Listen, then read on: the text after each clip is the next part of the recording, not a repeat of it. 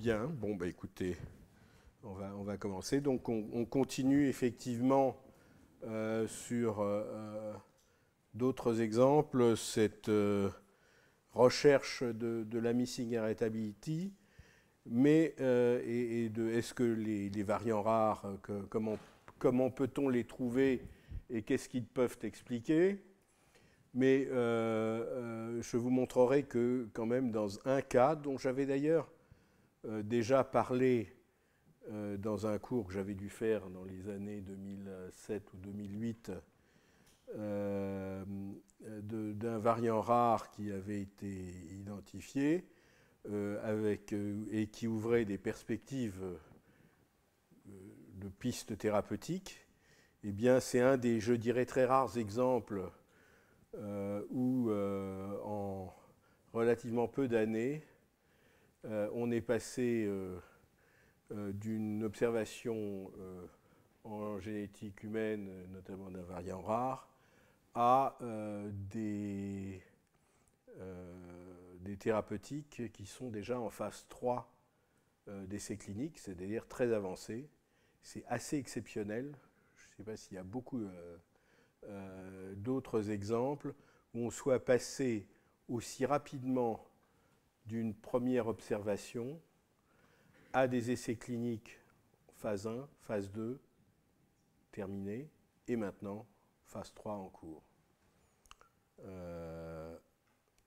Voilà, donc je vous rappelle donc la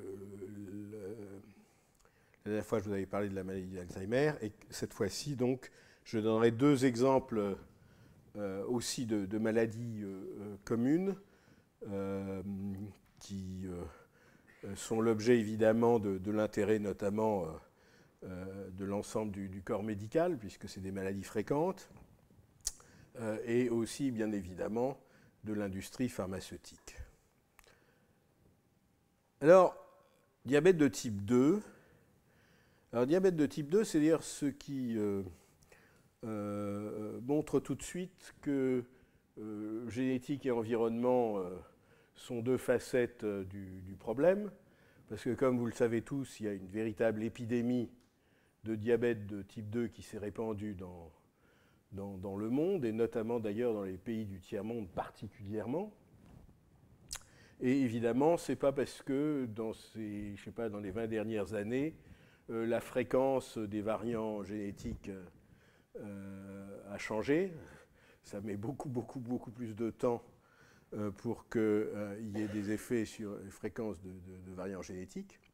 Et donc, c'est bien entendu les aspects d'environnement et de ce qu'on appelle, les anglo-saxons appellent le lifestyle, les modes de vie, où effectivement on mange des nourritures de plus en plus grasses, riches en lipides, d'une part, et où les gens font beaucoup moins d'exercice.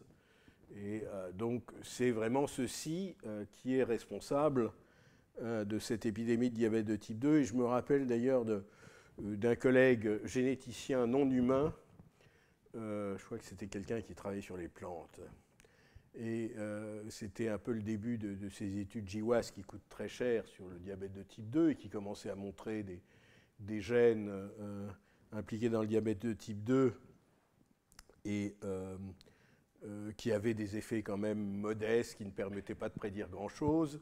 Et il disait, mais est-ce que ça vaut le coup de dépenser autant d'argent pour essayer de comprendre les bases génétiques du diabète de type 2, alors que le problème principal, c'est un problème finalement de santé publique, de prévention, et d'essayer de convaincre les gens d'avoir un mode de vie qui soit moins... qui donne moins de risques. Mais ceci dit, on peut se dire que pour un mode de vie équivalent, tout le monde ne développe pas un diabète de type 2, et donc on peut se dire que dans un environnement, dans un mode de vie donné, le fait de développer un diabète de type 2 va être effectivement modulé par la génétique. Maintenant, à savoir, est-ce qu'il vaut mieux essayer de trouver basés par exemple sur ces analyses génétiques des médicaments de plus en plus chers pour essayer de contenir cette épidémie de diabète de type 2 ou de dépenser plus d'argent dans la prévention et dans l'éducation, si tant est que l'éducation soit efficace, pour effectivement changer plutôt les aspects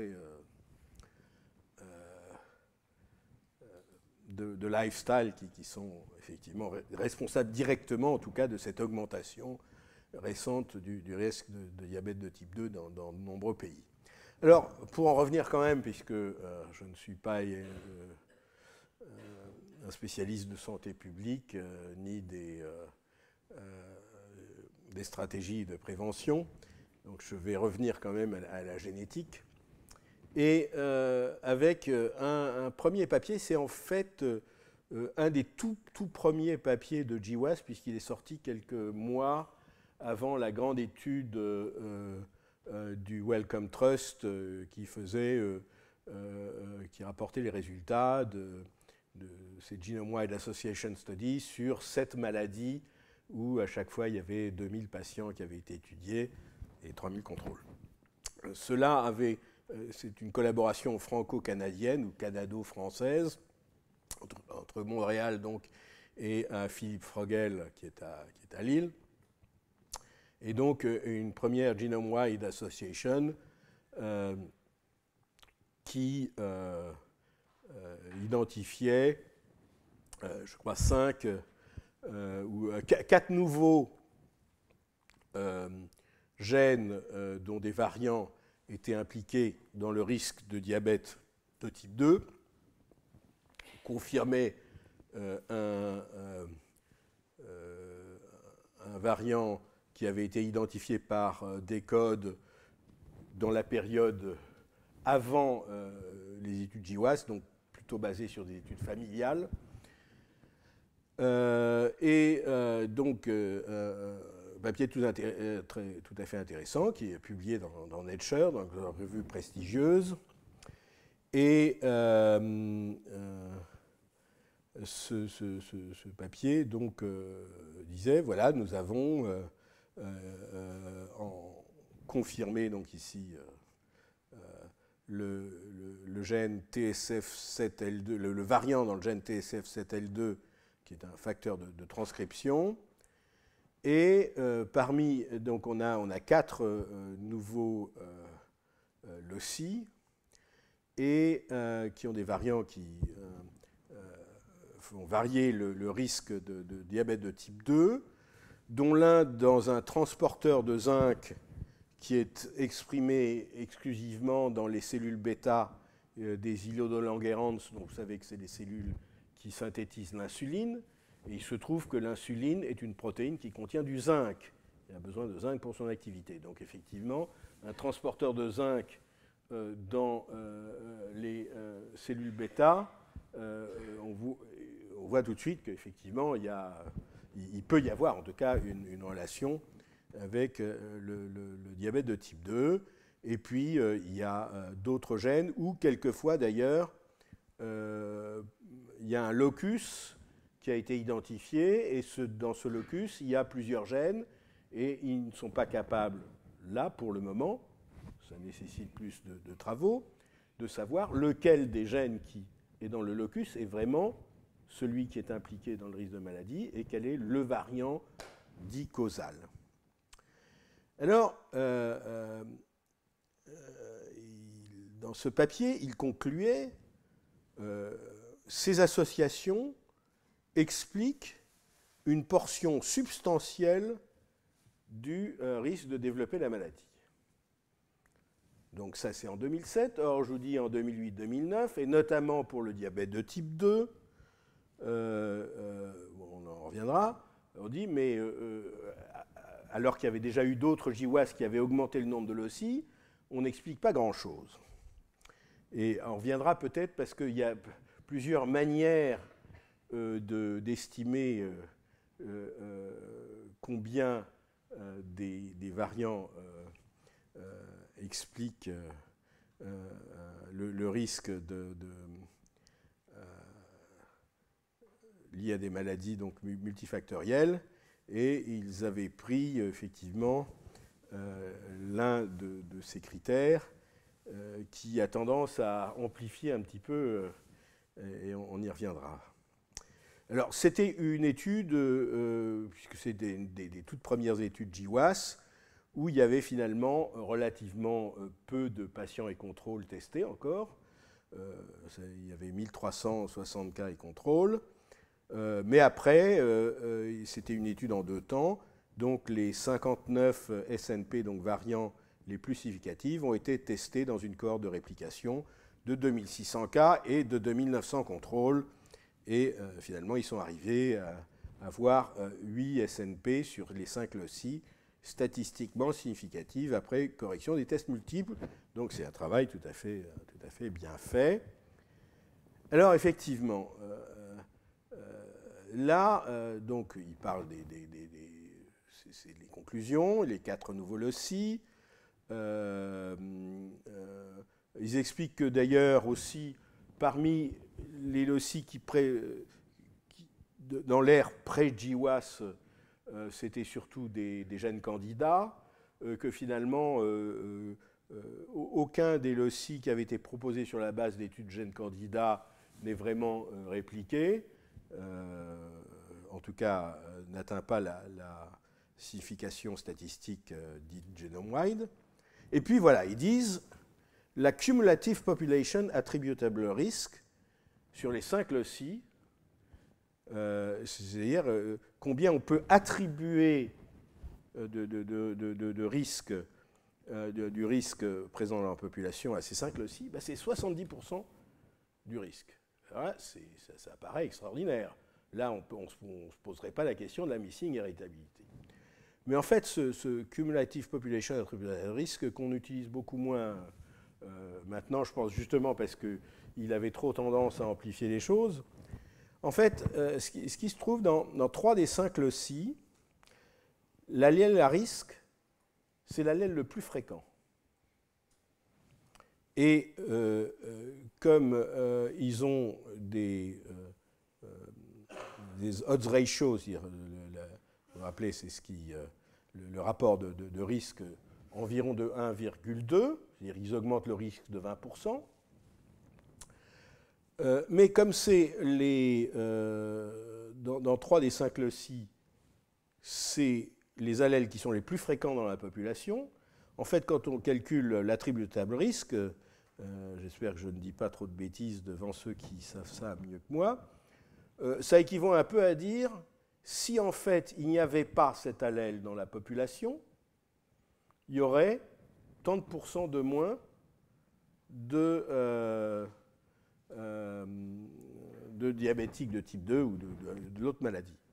Et comme effectivement, si vous avez un allèle qui est dans 70% de la population et qui donne un risque de 1,2, de 20% de plus dans la population, on peut se dire que voilà, si ces 70% de personnes qui portent cet allèle n'existaient pas, on aurait 15%, ou 0,7 fois 20%, 15% de moins de diabétiques. Et si vous analysez ça pour le tout, vous trouvez effectivement qu'on explique une grande partie du risque dans la population. Mais en fait, quand vous continuez dans leur papier, dans la conclusion de leur papier, tout à fait à la fin, ils disent par contre, comme justement c'est des variants qui sont fréquents dans la population, ce n'est pas eux qui peuvent expliquer ce que je vous avais dit du risque familial, ce risque familial qui est celui que quand vous avez une personne du premier degré, parent ou frère ou sœur atteint par la maladie, votre risque est multiplié par un facteur de 2 ou 3. Parce que ça veut dire que dans la famille, il y a des variants qui se retrouvent pas tellement souvent dans la population générale, parce que sinon, le risque familial serait pas beaucoup plus grand que le risque dans la population générale. Et donc, eux concluent aussi, bien qu'ils disent, voilà, on a 70% du risque attribuable, qu'en fait, la contribution à l'agrégation familiale, familial clustering, et au risque individuel, à la prédiction du risque individuel, est faible. C'est-à-dire que ça ne sert à rien, puisqu'en fait, finalement, ce que ça dit, que la plupart des... enfin, pour ces gènes-là, la population humaine est à risque de diabète de type 2. Alors, ce qui était intéressant, moi j'ai entendu parler de ce papier sur France Info en allant à mon travail, où on expliquait sur France Info que des chercheurs français avaient trouvé ceux qui allaient permettre de prédire le diabète de type 2, puisqu'ils avaient trouvé ce qui permettait de prédire le diabète de type 2. Et dans un journal que vous connaissez bien, qui est un journal sérieux, qui est Le Monde, le soir même, le titre était « L'identification des gènes favorisant le diabète permettra un meilleur dépistage. Des chercheurs français, anglais et canadiens ont déterminé 70% des prédispositions génétiques à la forme la plus répandue de la maladie. » Alors que, comme j'ai dit, dans le papier, il concluait, il faut noter que comme 3 des 4 nouveaux loci, l'allèle à risque est l'allèle le plus fréquent, bien que donc ce que nous avons trouvé est tout à fait intéressant pour comprendre les mécanismes physiopathologiques du diabète, mais la contribution donc à la récurrence familiale et à la prédiction de risque est faible. Donc vous voyez qu'effectivement, quelquefois, il y a et ça a été assez souvent dans ces génétiques de maladies multifactorielles, où il y a eu des exagérations médiatiques, y compris, alors quelquefois, carrément, quand le papier n'était pas... les résultats n'étaient pas solides. Je me rappelle à un moment d'un papier pourtant publié dans Science sur le gay gene qui était censé exister et expliquer les prédispositions à devenir homosexuel, gène qui s'est perdu parce que personne n'a jamais réussi à répliquer les résultats. Là, c'est des données sérieuses, mais la manière dont l'interprétation médiatique a été faite était effectivement tout à fait exagérée. Et donc, effectivement, d'ailleurs, 2 ans après, dans cet article « Finding the Missing Heritability of Complex Disease », on voit type 2 diabetes, on en est maintenant non plus aux 5 loci qu'avait Frogel, à 18 déjà. Et combien ça explique de l'héritabilité, on n'est plus dans le risque attribuable, mais dans vraiment l'héritabilité, ici c'est estimé à 6%. Même chose pour HDL cholestérol, dont je parlerai dans la 2e heure, ou 7 loci, et on explique peut-être 5% de l'héritabilité. Alors, 2007, donc début 2007, il y a 5 loci, les études GWAS explosent, en 2008, on en est déjà à 18, et donc se pose le problème, puisque ces études, finalement, beaucoup de gens présentaient ça comme étant le moyen de faire de la médecine personnalisée et prédictive, c'est-à-dire que grâce au génotypage des facteurs de risque, on allait pouvoir détecter les personnes à risque de développer telle ou telle maladie, et qu'en fonction de ça, donc ça c'était prédictif, on allait pouvoir leur faire une médecine personnalisée, c'est-à-dire, par exemple, pour vous, on va avoir une thérapeutique qui va prendre les choses tout à fait au début, ou même avant que la maladie ne soit survenue, pour vous... Alors, d'autres, dont je suis plutôt, et nous verrons pourquoi, disent c'est des études qui sont tout à fait intéressantes, mais elles sont très très rarement suffisamment prédictives pour être d'un intérêt en clinique réel, individuel. Par contre, elles sont tout à fait intéressantes pour comprendre les mécanismes physiopathologiques de la maladie, puisque si effectivement un gène, un variant dans un gène module, même de manière relativement modeste, le risque de la maladie, c'est qu'il est dans les voies physiopathologiques qui peuvent expliquer la survenue de la pathologie, et donc ils deviennent éventuellement des cibles thérapeutiques potentielles. Mais effectivement, quand même, la plupart des gens disaient grâce à ça, on va pouvoir prédire. Donc maintenant, on a 18 loci qui sont impliqués dans la prédisposition, nous sommes en 2008, dans la prédisposition au diabète de type 2. Est-ce que ça permet de prédire quelque chose? Et il y a une grande étude épidémiologique qui au début n'était pas génétique, mais qui était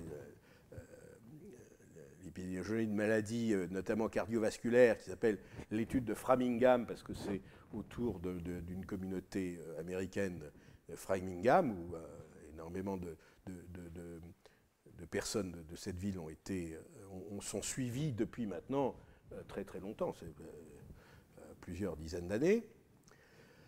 Et donc,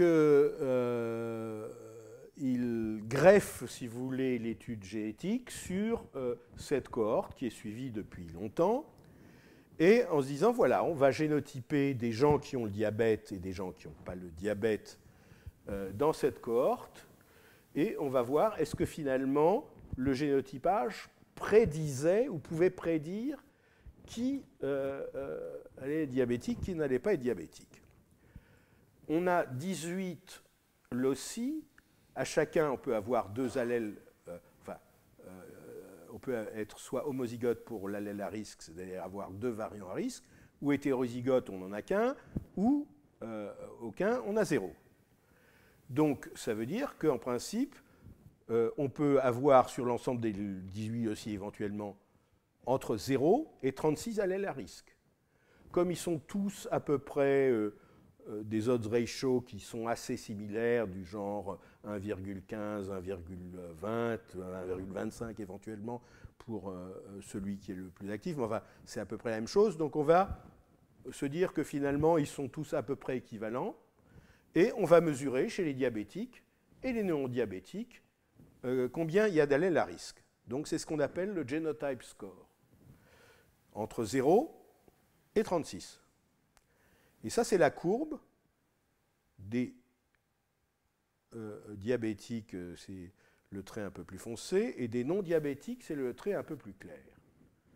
Et qu'est-ce que vous voyez? Que ces deux courbes sont quasiment superposables. Alors, si on regarde bien, dans les non-diabétiques, il y en a un peu plus qui ont moins d'allèles à risque, et dans les diabétiques, il y en a un peu plus qui ont des allèles à risque. Mais finalement, les deux courbes sont très similaires. Alors, on peut le présenter de manière un petit peu différente. C'est de dire, voilà, on va prendre les gens qui ont moins de 15 allèles à risque, entre 16 et 20, et plus de 21 allèles à risque. Et vous regardez quelle est l'incidence du diabète pour ces trois classes.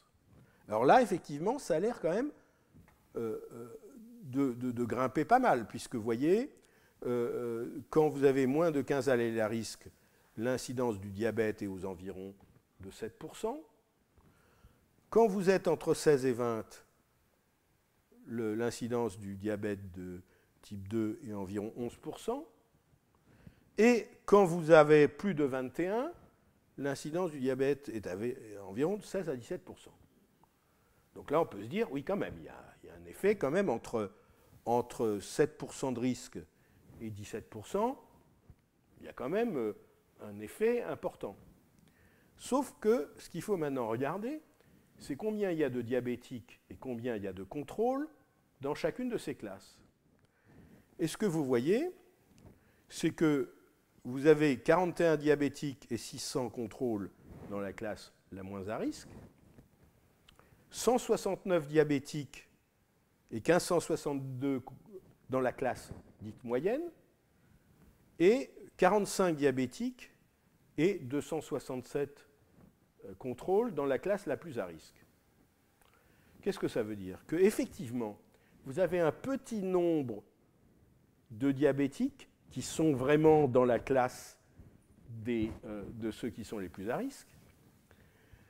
Vous avez un enrichissement des contrôles un peu dans la classe de ceux qui ont le moins d'allèles à risque, mais la plupart des contrôles et la plupart des diabétiques, 169 diabétiques et 1560 contrôles, sont dans la moyenne de la population. D'accord? Donc finalement, les gens particulièrement à risque n'expliquent qu'une petite partie de ceux qui vont finalement avoir un diabète. Et que de toute façon, vous avez des diabétiques, y compris dans ceux qui ont l'air le moins à risque.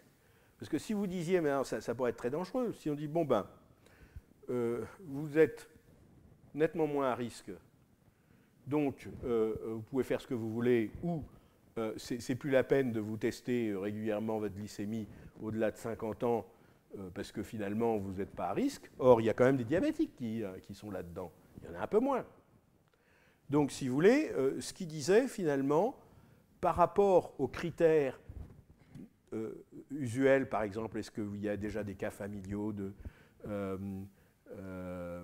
diabète ou parmi les tests sanguins, etc., la reclassification du risque grâce à la génétique de ces 18 loci, c'était 4% de reclassification de gens qui auraient été dans le low risk qu'on mettait maintenant dans le high risk ou vice-versa. Donc, ça ne sert pas à grand-chose. Ou même, la conclusion, c'est que en tant que prédiction, ça ne sert à rien. Alors, on continue. 2012, on continue quand même de faire des GWAS, et puis une fois qu'on fait des GWAS, on fait des méta-analyses, parce que comme je vous l'avais dit, vous avez 5-10 études qui ont utilisé éventuellement des puces, des arrays différents. Il faut essayer d'homogénéiser tout ça et faire la méta-analyse. Et donc, là, il y a une étude qui est basée sur 35 000 cas, 115 000 contrôles. Vous voyez, Frögel et Sladek, c'était 1560 cas et contrôles. Là, maintenant, on est 35 000 cas et 115 000 contrôles. Grâce à ça, alors, ils identifient 8 nouveaux loci, mais plus on en identifie, plus c'est des loci qui ont un effet modeste sur le risque. Là, le odds ratio, je vous disais dans les premières études, on était dans le 1,2. Ici, on est dans le 1,07 à 1,14. C'est-à-dire, c'est des choses qui ont un effet plus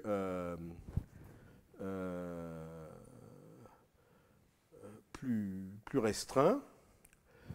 Et ils en calculent, alors le lambda S, c'est justement cet effet multiplicatif sur le risque que l'on peut mesurer si vous avez un frère ou une sœur qui a une maladie et que vous avez un risque observé dans la population qui est 3 fois plus, on va dire le lambda S est de 3.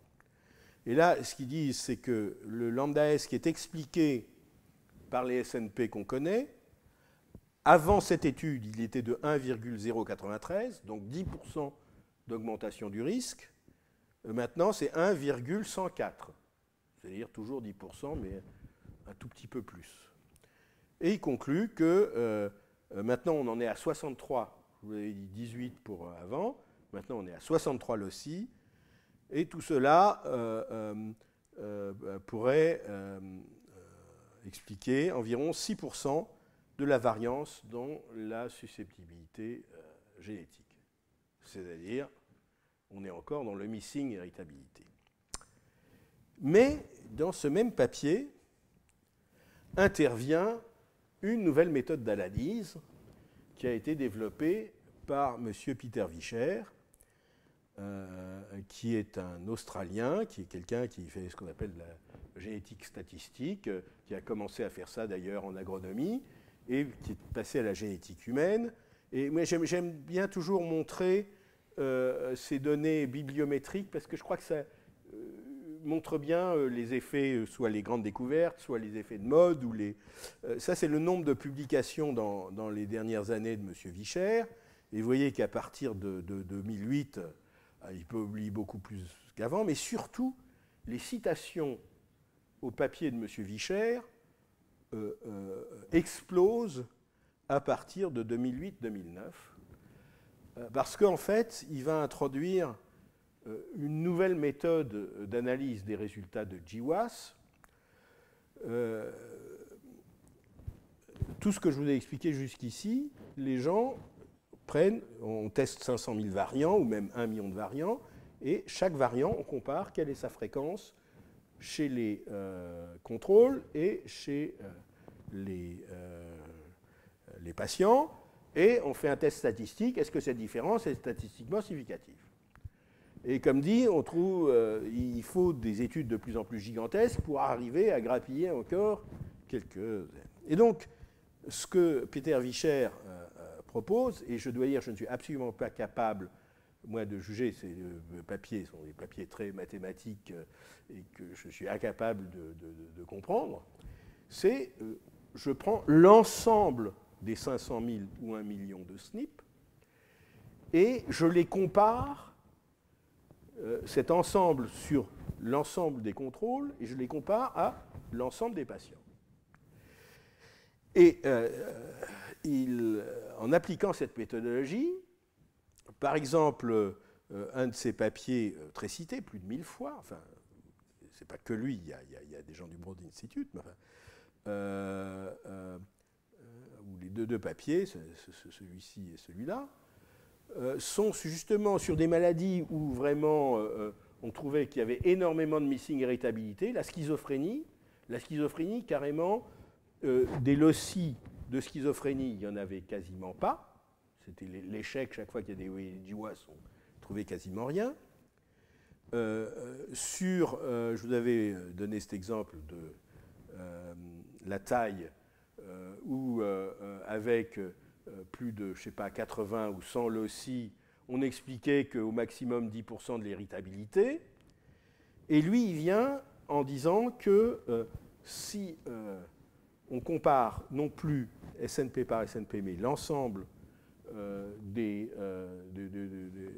SNP dans les cas ou dans les contrôles, on s'aperçoit qu'on explique beaucoup plus de l'héritabilité. Et ça, c'est dû à ce qu'on appelle l'explication, l'hypothèse polygénique.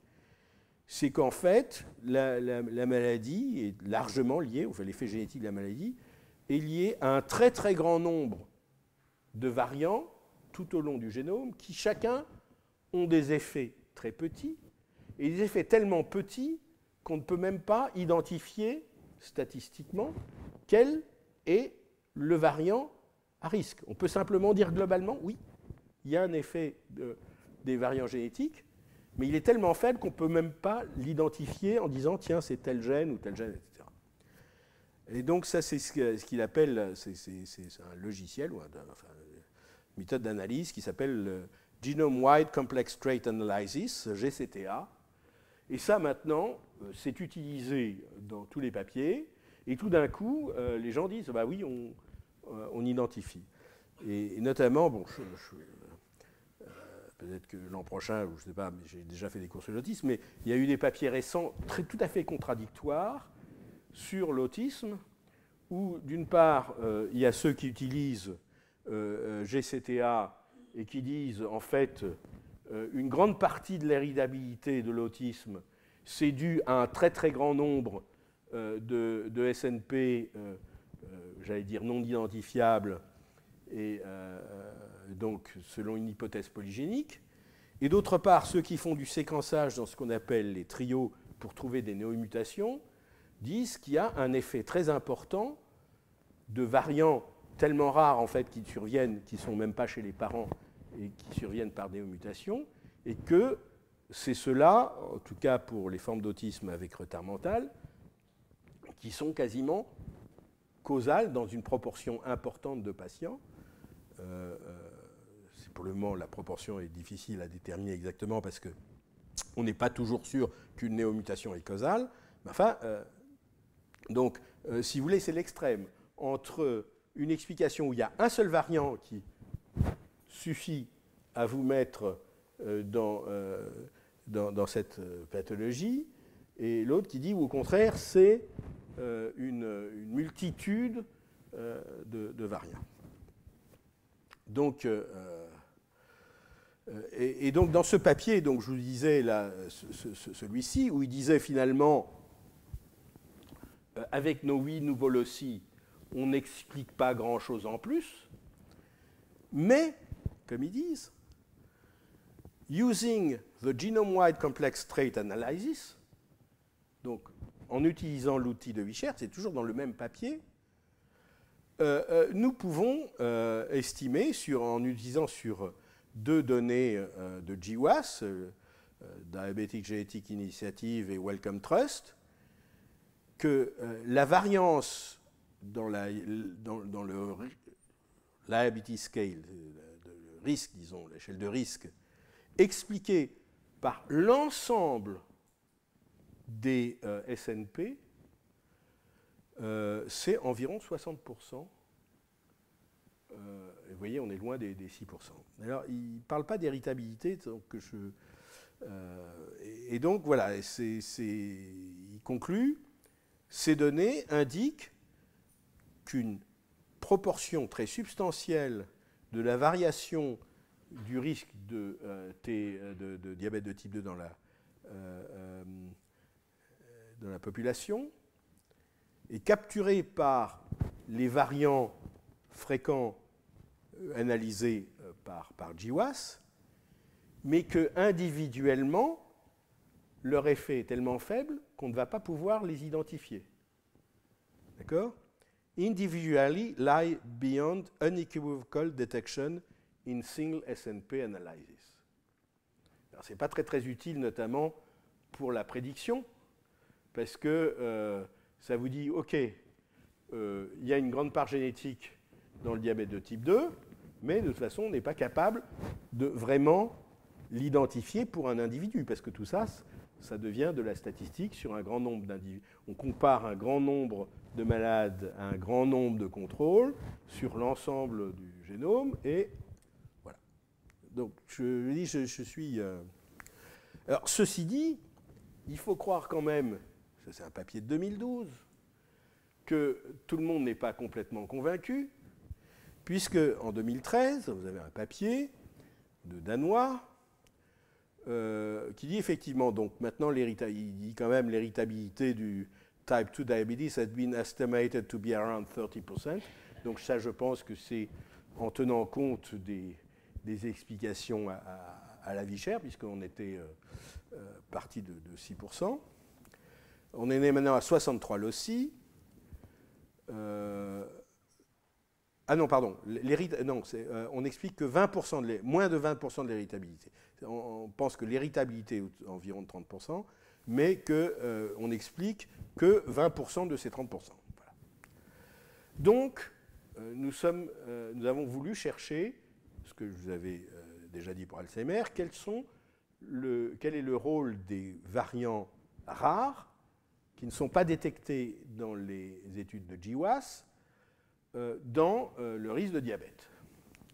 Et donc, c'est un papier qui paraît dans l'American Journal of Human Genetics en décembre 2013, et c'est une étude assez considérable, puisqu'ils ont séquencé l'exome alors, exome, c'est donc les parties codant pour les protéines des 22 000 gènes du génome. Donc, vous ne séquencez pas tout le génome, vous séquencez la partie codante du génome. Donc, ils séquencent l'exome chez 2000 Danois, c'est un papier danois, chez 2000 Danois, 1000 diabétiques de type 2 très très bien caractérisés au point de vue clinique, et d'autre part, 1000 healthy controls, et apparemment, ils ont vraiment fait très attention de prendre des contrôles dont on soit sûr que, notamment en leur faisant des tests de stimulation de la glycémie, etc., que vraiment, ils n'étaient pas du tout, même prédiabétiques. Alors, pour vous dire quand même, un séquençage d'exomes, ça revient quand même à peu près à 1200 euros, disons maintenant 1000, voilà, euros par exome. Donc, si vous faites 2000, rien que pour le séquençage, c'est 2 millions d'euros.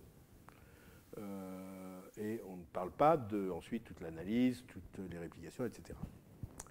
Donc, une étude, et ils avaient fait des simulations avant, quand même, pour se dire, est-ce que c'est suffisant?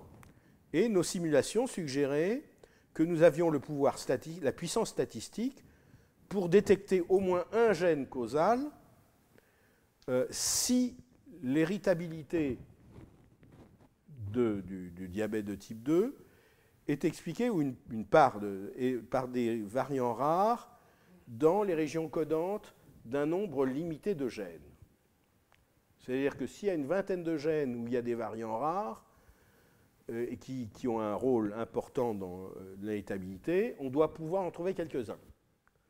Si par contre il y a 200, la contribution de chacun sera trop faible et on ne trouvera rien. Résultat des courses, c'est qu'ils n'ont rien trouvé. Nous avons appliqué une série de tests gene-based, c'est-à-dire, parce qu'on peut se dire, on va regarder un variant tout seul. On ne trouve rien. Donc, on va prendre l'ensemble des variants dans un gène donné, parce que ça donne un peu plus de puissance. On ne trouve toujours rien. No gene showed a significant association with disease risk after we corrected for the number of genes analyzed. C'est-à-dire que comme ils font 22 000 gènes, et comme dit un variant rare, qu'est-ce que ça veut dire? Sur 1000 patients, s'il est je ne sais pas, dans la population générale à une fréquence de 0,5%. Sur 1000 patients, on va avoir, sur 1000 contrôles, on va avoir 5 qui vont avoir le variant. S'ils multiplient par 3 le risque, on s'attendrait à en avoir 15 chez les patients. Mais 5 sur 1000 et 15 sur 1000, si vous faites un test de Ki2, ce n'est pas significatif. Ce n'est pas suffisant. Il faudrait 10 000. Si vous aviez 50 et 150, là, ça commence à devenir significatif. Donc, la seule chose qu'ils disent, nous pouvons rejeter le modèle de l'architecture génétique du diabète de type 2, où il y aurait des variants rares, non synonymes, dans un nombre modeste de gènes, inférieur à 20, qui seraient responsables de la majorité du risque. Donc ça ne veut pas dire qu'ils n'existent pas, mais ça veut dire que quand on fait 1000 exomes de patients et 1000 exomes de contrôle, on n'arrive pas à les trouver. C'est un peu cher pour une étude négative. Ils expliquent que peut-être, si au lieu d'analyser gène par gène, on analysait en pathway. Comme vous savez, vous avez les gènes qui sont impliqués dans l'endocytose, ceux qui sont impliqués dans l'épigénétique, ceux qui sont impliqués dans... etc. Alors peut-être que si on prenait tous ces gènes ensemble et qu'on faisait des analyses de pathway, de network, etc., enfin, peut-être qu'on trouverait quelque chose, mais enfin, voilà, c'est dire peut-être que finalement, on pourrait trouver quelque chose. Ils disent, bon, ben, ce type d'étude, dans quelques cas, comme par exemple la dégénérescence maculaire liée à l'âge, a trouvé quelques variants rares qui ont des effets importants, mais qu'effectivement, pour la schizophrénie, l'épilepsie, l'autisme ou les maladies auto-immunes, finalement, pour le moment, les études sont négatives. Et ils disent c'est peut-être pour la même chose, et donc peut-être Ça dépend. Peut-être qu'il y a des maladies où il y a un nombre de gènes limité et on va pouvoir trouver quelque chose. Et peut-être qu'il y a des maladies où le nombre de gènes est plus grand et ça va être beaucoup plus difficile. Mais finalement, ils n'ont pas tout perdu, nos bons Danois, grâce à Decode, ces laboratoires privés dont je vous ai parlé, dirigés par Kari Stefansson, et qui a analysé, point de vue génotypage, la moitié de la population islandaise, qui a les données généalogiques, qui a les données médicales, non seulement sur les Islandais de maintenant, mais sur leurs ancêtres, etc. Et donc, en mars 2014, hein, donc le papier précédent, c'était décembre 2013, en mars 2014, un papier de Decode, mais où nos bons Danois participent également, parce que finalement, leurs résultats ou leurs cohortes ont servi à répliquer, à valider les résultats obtenus par Decode. Et donc, Decode arrive, lui, à détecter des variants de fréquence, des variants rares qui sont impliqués dans le risque de diabète de type 2. Alors, comment ça se fait que Decode arrive alors que les Danois, pour une étude importante, là, comme ça, tout seul, n'étaient pas arrivés? Eh bien, en fait, la stratégie de Decode, c'est celle que je vous ai déjà expliquée la dernière fois pour Alzheimer. Et en fait, quand je vous avais parlé d'Alzheimer, je vous avais dit, ils connaissent exactement pour les variants rares sur quel haplotype ils sont, et donc ils peuvent faire de l'imputation, parce qu'ils avaient séquencé 2000 Islandais, mais en séquençage du génome complet. Maintenant, ils en sont à 2600 dans ce papier. Ils ont encore plus d'informations, 2600. Avec ça, ils ont identifié donc toute une série de variants. En fait, ils ont identifié 34 millions de variants génétiques en séquençant ces 2600 Islandais. D'accord ? 34 millions de variants. Ils peuvent imputer tous ces variants sur les haplotypes chez les 100 000 Islandais pour lesquels ils ont des données de génotypage. Génotypage, c'est-à-dire qu'on n'a analysé que 500 000 ou 1 million de SNP, pas toute la séquence du génome. Mais cela veut dire que maintenant, ils ont finalement les données sur ces 34 millions de variants. Au début, ils avaient sur 2600 personnes. Maintenant, ils les ont sur 100 000. Mais en fait, comme ils ont aussi les données généalogiques, et qu'ils peuvent savoir que, d'après les données généalogiques, tel allèle devait venir d'ici, etc., ça fait que finalement, ils peuvent calculer des probabilités de génotype pour 300 000 personnes qu'ils n'ont pas analysées. Certains probablement déjà morts, mais où ils ont des données cliniques, etc. Donc, en fait, ce qu'ils disent, c'est que grâce à ça, ils peuvent maintenant analyser ces variants qui ont été trouvés sur l'ensemble du génome, c'est 34 millions de variants, sur 11 000 personnes avec diabète de type 2 et sur 267 000 contrôles. Donc vous voyez la différence. Les Danois, c'était 1000 et 1000, d'accord, pour essayer de trouver est-ce qu'il y a quelque chose de significatif. Là, on est à 11 000 et 267 000. D'accord ? Donc la puissance statistique est bien meilleure. Et alors, ils ont sélectionné d'une part tous les variants où il y avait une valeur de signification statistique inférieure à 10-8, ou pour des variants, parce que dans les 34 millions de variants, il y a des variants dont on n'a aucune idée sur leur effet fonctionnel. Mais il y a un plus petit nombre de variants qui vont modifier, par exemple, un acide aminé à l'intérieur d'une protéine ou donner une paire de fonctions complètes. Donc, ils font une analyse séparée sur les 100 000 variants de ce type. Et comme il y en a moins, quand vous avez 34 millions, vous êtes obligé de mettre la barre très haut de significativité statistique. Quand vous avez 100 000, vous pouvez baisser un peu votre significativité statistique à 10-5. Ça permet éventuellement de trouver des choses que vous auriez loupées. Et, attendez, est-ce que c'est ça? Donc ça, c'est les résultats. Je vais passer directement à ces deux. Voilà, ça, c'est ce qu'ils trouvent quand ils analysent la Manhattan Plot de ce qu'ils trouvent pour les 34 millions de variants rares en mettant la significativité statistique à 10-8. Ils trouvent donc tout ça, c'est quand même comme je des variants rares. Et finalement, ils trouvent toute une série de gènes. Le TCF7L2 qui est connu depuis, c'est eux qui l'avaient trouvé en premier.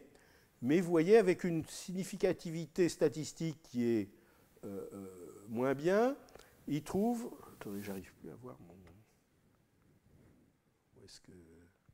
Voilà. Vous voyez ici, vous avez toute une série de loci qui dépassent le seuil de significativité statistique. Sur tous ces loci, il n'y en a qu'un seul qui est un gène qu'on appelle une cycline, c'est-à-dire qui est impliqué dans le contrôle du cycle cellulaire, qui est vraiment un nouveau gène. Parce que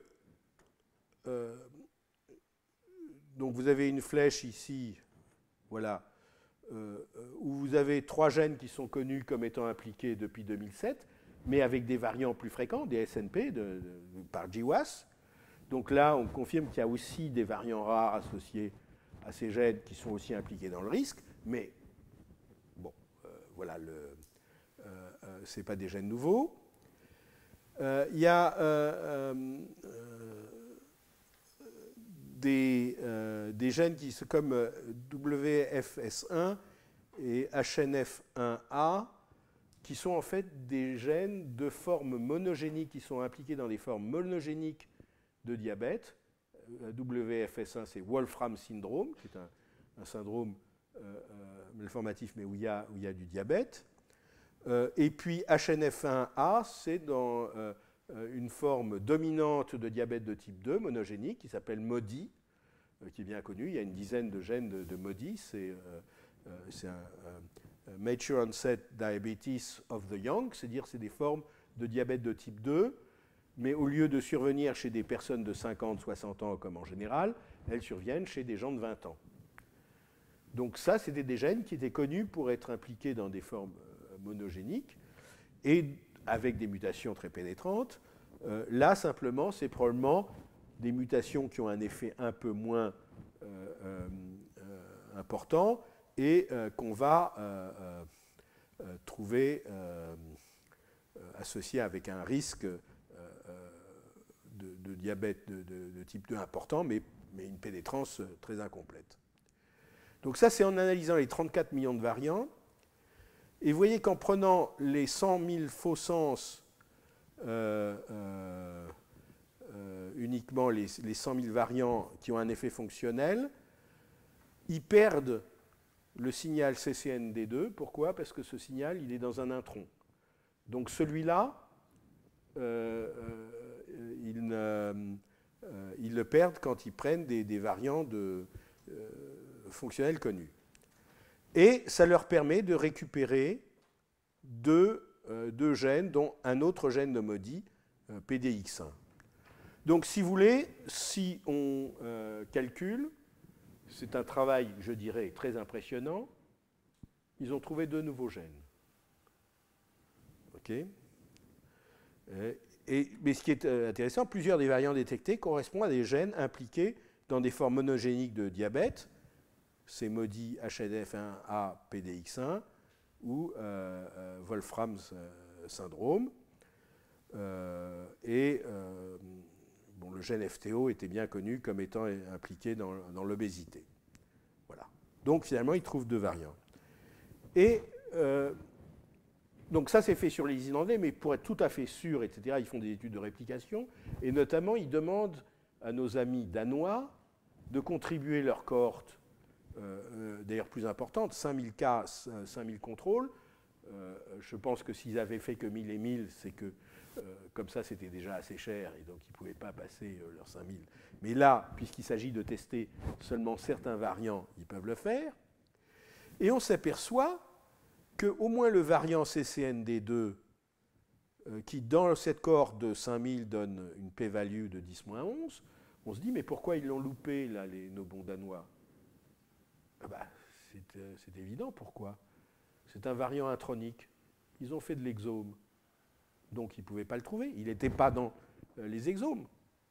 Okay, les autres variants, ils sont exoniques. Alors il y avait celui-là, dans le gène PAM, qui, sur 5000 cas, 5000 contrôles, dans la cohorte danoise, donne 10, 10-6, donc c'est du 10-5. 10-5, ça n'est pas suffisant pour être genome-wide, et ça, c'est sur 5000. Donc, probablement, sur 1000 et 1000, il était à 10-4, donc il n'était pas significatif. Donc, ça veut dire effectivement que 1000 exomes, enfin 2000 exomes, ce n'était pas suffisant, mais qu'ils arrivent quand même à confirmer, parce que finalement, ce qu'ils trouvent, c'est... alors, ceci dit, les odd ratios sont... ici, on a un facteur protecteur, en fait. Le variant rare dans CCND2 diminue le risque d'un facteur 2, donc ça, c'est assez important. Là, on en est 1,30, 1,60, c'est quand même plus que les effets qu'on a par GWAS. Ici, PDX1, c'est tout simplement une mutation MODI, c'est-à-dire une mutation monogénique, et donc l'odds ratio est fort parce qu'on est quasiment dans le mendélien. Voilà, alors je crois que oui, je vais juste continuer. Alors quand même, nos amis danois continuent à faire quand même du travail important. Puis comme vous savez, le Groenland appartient aux Danois. Et le Groenland, c'est quand même une population tout à fait différente que celle des Danois. Comme ils disent, c'est une petite population isolée historiquement, avec de 57 000 personnes, qui a expérimenté une augmentation dramatique de la prévalence de diabète de type 2 dans les derniers 25 ans. On peut être sûr que ce n'est pas la génétique qui explique ça. Mais ils se sont dit, peut-être qu'on pourrait quand même faire nos analyses chez les Groenlandais. Peut-être que comme c'est une population plus homogène, on va trouver des choses intéressantes et nouvelles.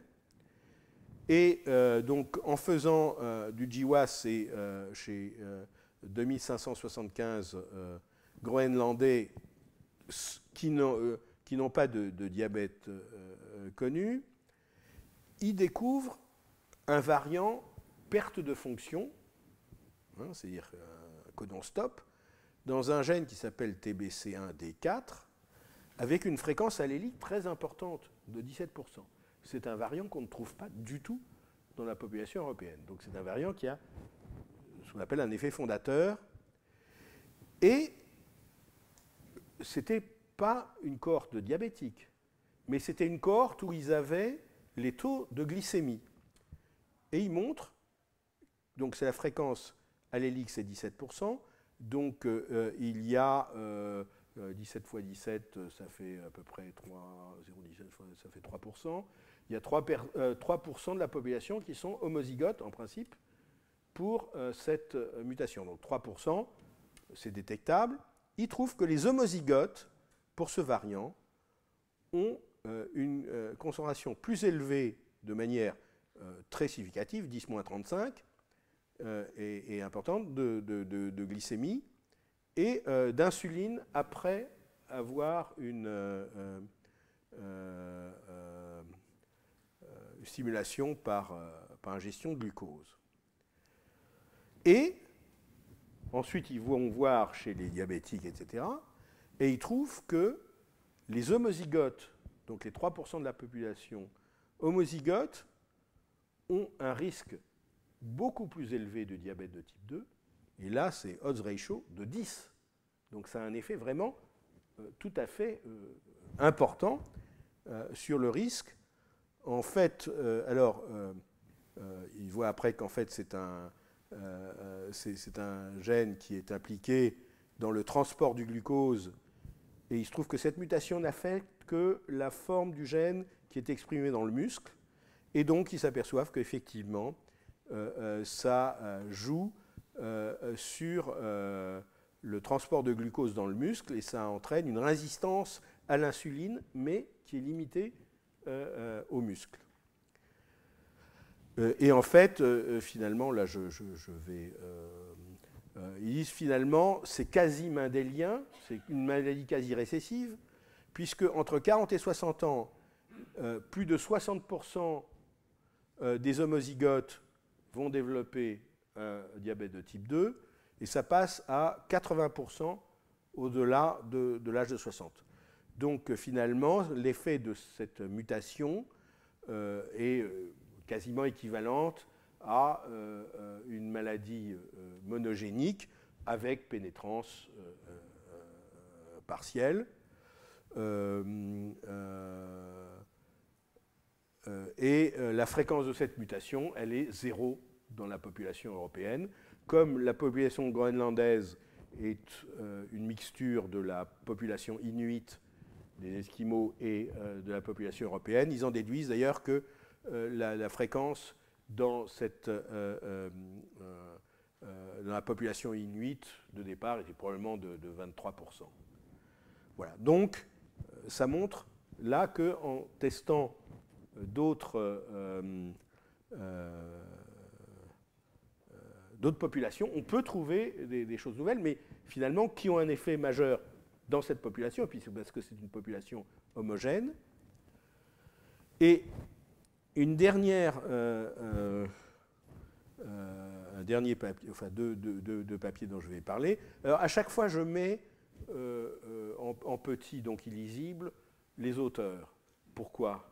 Ça vous montre combien ces études impliquent d'auteurs. Et encore, parmi les auteurs, vous avez des auteurs qui sont le GeoT2D Consortium, le T2G Genes Consortium, c'est-à-dire, en fait, c'est des consortiums qui eux-mêmes ont probablement 20 ou 30 collaborateurs. Et là, on est dans une collaboration où on va retrouver nos amis d'Ecode, nos amis danois, des Finlandais, une grande boîte pharmaceutique qui s'appelle Pfizer. Et le titre du papier, c'est qu'ils ont trouvé des mutations perte de fonction, donc du gène SLC30A8, qui protègent contre le diabète. Et alors, pour ceux qui ont une bonne mémoire, peut-être qu'ils se rappellent que dans ma première dia du papier de Frogel, parmi les 4 nouveaux gènes qu'il avait identifiés par GWAS, il y avait SLC30A8. Les SLC, c'est toujours des transporteurs, hein, qui est ce transporteur de zinc qui est présent uniquement dans les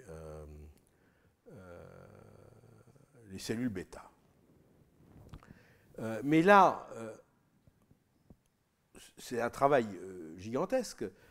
Par séquençage ou génotypage de plus de 150 000 personnes, ils ont trouvé une série de variants très rares dans SLC30A8 qui sont ce qu'on appelle protein truncating, qui sont vraiment des variants qui entraînent la perte de la fonction du gène. Il ne peut pas y avoir de protéines normales produites. Et ce qu'ils trouvent, c'est que les porteurs de ces variants ont un risque de diabète diminué de 65%, ce qui est quand même tout à fait intéressant. Mais surtout, finalement, l'importance de ça, c'est on se dit c'est tellement rare que ça ne concerne que quelques personnes. Mais, et ça va être le cours que je vais commencer dans quelques minutes, qui est un exemple où, si vous trouvez un variant perte de fonction qui protège contre une maladie, ça veut dire que si vous avez un inhibiteur de la protéine en question, ça pourra protéger de la maladie. Et si, puisque vous avez trouvé ça chez l'homme, si les gens qui ont que 50% d'activité de SLC38 se portent comme un charme, qui n'ont pas autre chose, parce qu'effectivement, il ne faut pas qu'ils soient protégés du diabète, mais que ça leur augmente le risque d'Alzheimer ou de maladies auto-immunes ou que sais-je, s'ils se portent bien, ça veut dire que voilà une cible thérapeutique, parce que si on arrive à diminuer par des moyens pharmacologiques l'action ou le taux de cette protéine, eh bien, on aurait un effet thérapeutique. Donc, c'est ce qui conclut. L'haploinsuffisance de SLC38 protège contre le diabète de type 2, suggérant que l'inhibition de la protéine pourrait être une stratégie thérapeutique, etc. Ceci dit, donc, c'est très intéressant. Il y a donc les gens de Décode, il y a les gens les Danois, il y a des Finlandais, etc. Et je me suis amusé à regarder quand même dans le détail comment ils ont fait. J'aime toujours voir, bon, comment ils sont arrivés à ce résultat-là. Eh bien, si on s'aperçoit de comment ils sont arrivés, c'est qu'au début, comme les Danois, ils n'avaient pas trouvé grand-chose, ou rien trouvé qui soit vraiment significatif, mais il y avait quelque chose qui pouvait, comme c'était un gène déjà connu, on se dit, tiens, c'est pas vraiment significatif, mais c'est peut-être quand même quelque chose. Et finalement, c'est l'aide de Décode qui leur a permis de devenir significatif, parce que ça leur a permis de tester beaucoup plus de gens. Parce qu'en fait, ils ont commencé, probablement c'était avant le séquençage au débit qu'ils avaient commencé, à séquencer les exons de 115 gènes près de signaux de GWAS, de risque de diabète de type 2. Chez 758 individus de Finlande et de Suède. Et ils avaient notamment pris des individus aux extrêmes du risque de diabète de type 2, soit avec des diabétiques jeunes et minces, parce qu'en général, les diabétiques de type 2, c'est plutôt après 50 ans et plutôt obèses. Donc on se dit que si vous avez un diabétique de type 2 chez quelqu'un qui est jeune et mince, c'est qu'il doit avoir de la génétique là-dedans. D'autre part, dans leur contrôle, ils avaient pris 400 personnes âgées, obèses, mais pas diabétiques, et qui avaient une glycémie absolument normale. Donc, si vous voulez, on essaye de prendre à la fois ceux qui doivent être protégés, hein, parce qu'ils sont obèses, ils ne sont pas très jeunes, mais pourtant, ils n'ont pas de diabète de type 2, donc c'est qu'ils doivent avoir des gènes protecteurs. Et puis, de l'autre, des sportifs minces et jeunes qui ont quand même un diabète de type 2, c'est qu'ils doivent avoir de la génétique là-dedans. Donc, après tout ça, eh bien, we found no evidence of association with T2D when testing individual variants or a burden of rare variants with the gene. C'est-à-dire que si on teste les variants 1 à 1, ou si on prend tous les variants dans un même gène, on n'a rien trouvé. Alors, on a augmenté en prenant 71 des variants qui donnaient quand même peut-être une petite impression qu'il y avait une différence, et on les teste maintenant chez 14 000 individus supplémentaires. Et de nouveau, on ne trouve toujours rien de significativement statistique. Alors, elles sont un peu illisibles, mais quand même, en regardant, et notamment puisque c'était des gènes tous candidats, ils trouvent ce variant, effectivement, perte de fonction dans SLC38, avec une petite suggestion qu'il pourrait être protecteur. Il trouve dans 7 cas et dans 21 contrôles. Il est plus fréquent chez les contrôles que chez les cas, et avec ce qu'ils appellent une significativité nominale de 0,05, c'est-à-dire c'est ce qu'on appellerait statistiquement significatif quand on ne fait qu'un test, mais comme je vous avais dit, quand on fait des tests sur des milliers de variants, il faut corriger par le nombre de variants. Donc, ça n'était pas statistiquement significatif, c'est simplement une petite suggestion.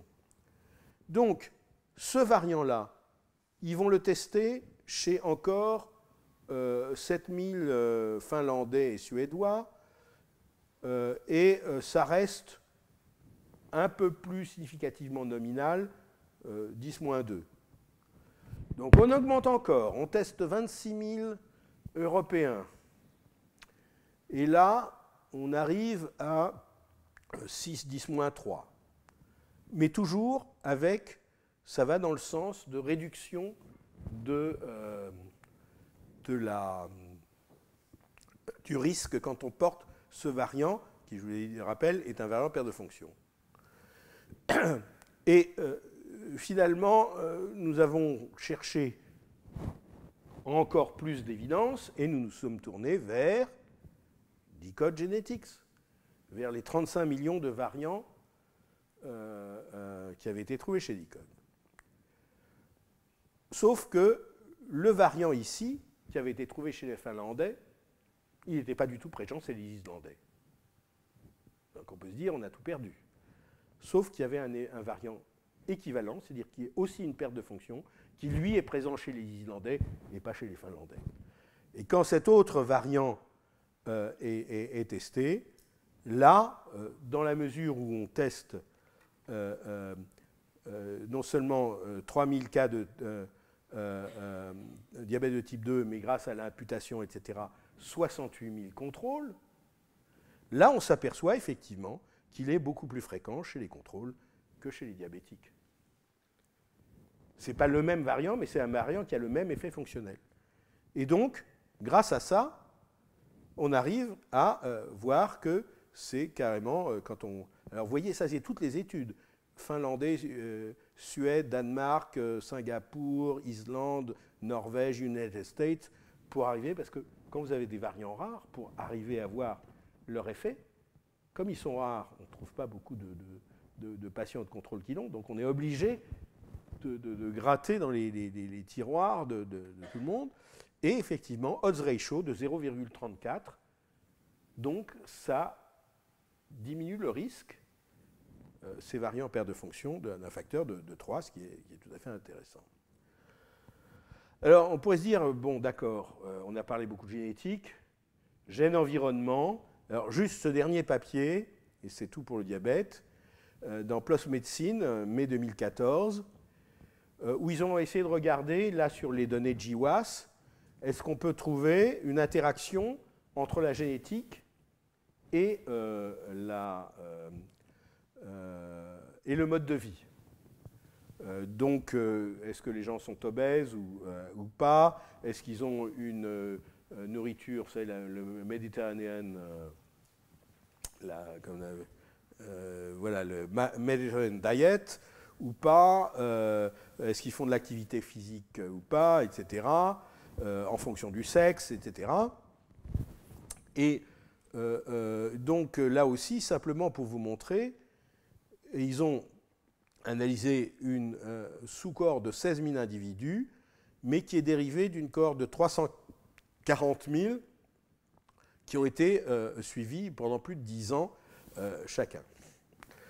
Donc, ce qu'ils vont trouver, c'est qu'effectivement, je ne vais pas aller dans les détails, parce que après déjà un peu de retard, mais que l'effet de la génétique est plus fort chez les gens qui sont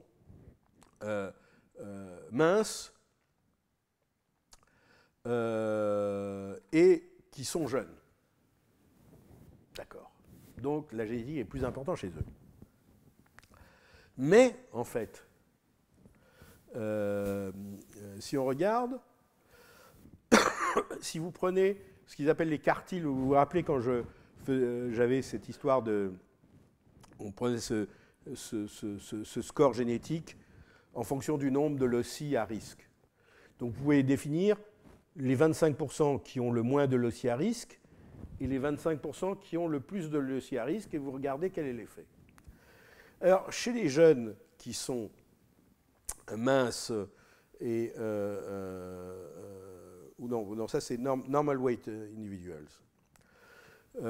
Entre les quartiles où vous avez le moins de l'ossi à risque et ceux où il y en a le plus, vous passez d'un risque de développer un diabète de type 2 dans les 10 ans de 0,25% à 0,89%. Si vous êtes dans les obèses, vous passez de 4,22 à 8%. Donc, l'effet de la génétique, on pourrait se dire qu'il est moindre, puisque vous passez de 4 à 8, vous ne multipliez que par 2, alors que là, vous multipliez par 3,5. Mais ceci dit, le risque, il est quand même beaucoup plus élevé pour les gens qui sont obèses que pour ceux qui sont... Et donc, leur conclusion, finalement,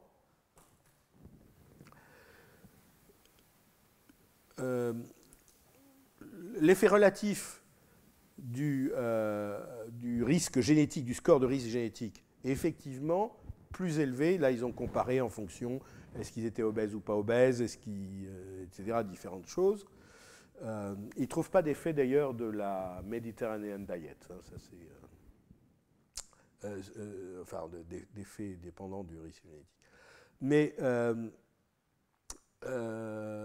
donc, effectivement, l'effet génétique est plus grand chez les jeunes minces, mais comme ce sous-groupe est à faible risque absolu et ne serait pas une cible pour des interventions de prévention, c'est quand même le risque absolu plus important d'obésité pour quel que soit le risque génétique, qui est majeur, et donc que plutôt que d'essayer de dire, voilà, on va dépister quels sont les gens plus à risque pour leur dire, tiens, vous devriez faire de l'exercice, vous devriez diminuer votre poids, vous devriez manger moins gras, etc. Que, en fait, plutôt que de faire une target, ce qu'on appelle une intervention ciblée sur les gens les plus à risque, il vaut mieux faire une intervention générale, universelle, pour dire à tout le monde, manger, bouger. Non, c'est pas manger, bouger, c'est bouger, et je ne me rappelle plus quoi, mais bon. Voilà. Donc, on va s'arrêter 3-4 minutes. Oula. Et je reprends sur l'hypercholestérolémie. Et alors, peut-être que je vais en faire moins sur l'aspect de comment on cherche les variants rares, mais pour vous montrer plus l'application à la thérapeutique, parce que c'est une très belle histoire.